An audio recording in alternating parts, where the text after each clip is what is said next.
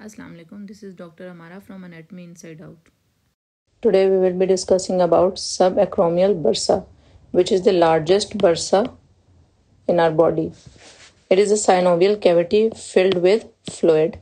किस वजह से ये होता है, इसके फंक्शंस देख लेते हैं कि ये रिड्यूस करता है फ्रिक्शन को, क्योंकि साइनोवियल कैविटी है तो इसके अंदर फ्लूइड पड़ा हुआ है और ये इस वजह से जब भी मूवमेंट होगी जॉइंट की तो रिड्यूस करेगा फ्रिक्शन को और कुशन कर देगा टेंडन्स ड्यूरिंग शोल्डर मूवमेंट और overhead abduction of arm at shoulder joint उसको ईजी कर देगा।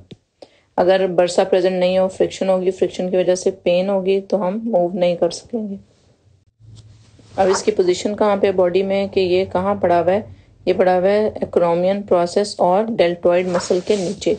ये जैसे कि फिगर में है, ये आपका हो गया एक्रोमियन प्रोसेस, इसके साथ ही अटैच हुआ है डेल्टोइड मसल। तो इसके नीचे जो ये वाला ब्लू वाला, ये आपका सब एक्रोमियल बर्सा। अब हम इसकी क्लिनिकल एनाटॉमी की बात करेंगे तो उसमें जो सबसे इम्पोर्टेंट क्लिनिकल है इसका एग्जाम पॉइंट ऑफ व्यू से, वो है सब एक्रोमियल बर्साइटिस। आइटस जिसके साथ भी लगेगा दैट मीन्स इन्फ्लेमेशन और स्वेलिंग। सब एक्रोमियल बर्साइटिस का मतलब है कि इन्फ्लेमेशन हो जाती है सब एक्रोमियल बर्सा की, और इसको हम सुप्रास्पाइनेटस टेंडनाइटिस भी बोलते हैं और पेरिकैप्सुलाइटिस भी बोलते हैं। सुप्रास्पाइनेटस टेंडनाइटिस इस वजह से बोलते हैं क्योंकि अगर सुप्रास्पाइनेटस टेंडन में इन्फ्लेमेशन होगी तो उसके बाद आपके सब एक्रोमियल बर्सा में डेफिनेटली स्वेलिंग हो जाएगी क्योंकि वो उसको पुश करेगा। As mentioned, it is secondary to inflammation of supraspinatus tendon. Bursitis का कॉज क्या है, किस वजह से ये होता है?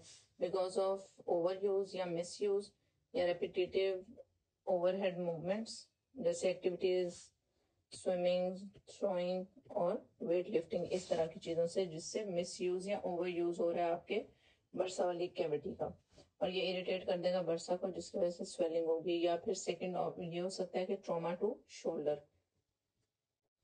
अब डोबार्न साइन क्या क्या है? अगर किसी को बर्साइटिस है, सब एक्रोमियल बर्साइटिस, तो उसको पेन रहेगी डेल्टोइड वाले एरिया पे, लेकिन जब हम उसको एबडक्ट करवाएंगे उसका आर्म तो वो पेन उस पॉइंट पे खत्म हो जाएगी। दैट मीन्स कि वो उस बंदे को बर्साइटिस है, he is positive.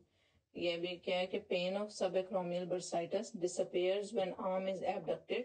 This test is used to evaluate the presence of subacromial bursitis of shoulder. अब इसके साइंस एंड सिम्टम्स क्या होंगे? जब भी कहीं स्वेलिंग होती है वहां पेन भी होगी, रेडनेस होगी, स्वेलिंग होगी, टेंडरनेस होगी कि आप टच करेंगे तो वो दुखेगा, और रिड्यूस्ड मोबिलिटी हो जाएगी क्योंकि दर्द की वजह से आप उसको मूव नहीं कर सकेंगे। अब आप यहाँ देखें, ये आपका नॉर्मल बर्सा है और यहाँ पे ये जो रेडिश है सारा, ये स्वोलन है।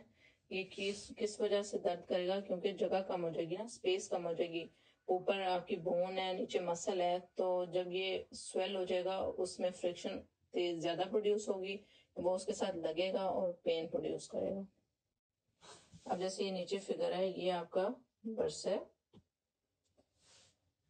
अब साथ वाली फिगर में आप देखें राइट साइड पे, एज अगर ऐसे मूवमेंट आपकी हो रही है जैसे एबडक्शन हो रही है तो ये अंदर भी जाएगा, बोन के नीचे स्लाइड करेगा और बाहर भी आएगा इस तरह से। तो अगर यहाँ स्वेलिंग हुई होगी तो ऊपर आके रगड़ खाएगा और नीचे भी रगड़ खाएगा तो दर्द होगी। causes swelling, pain when overhead movement occurs. For example, combing your hair, इस तरह की activities. Hope you find it easy. Comment me in the comment section for any queries.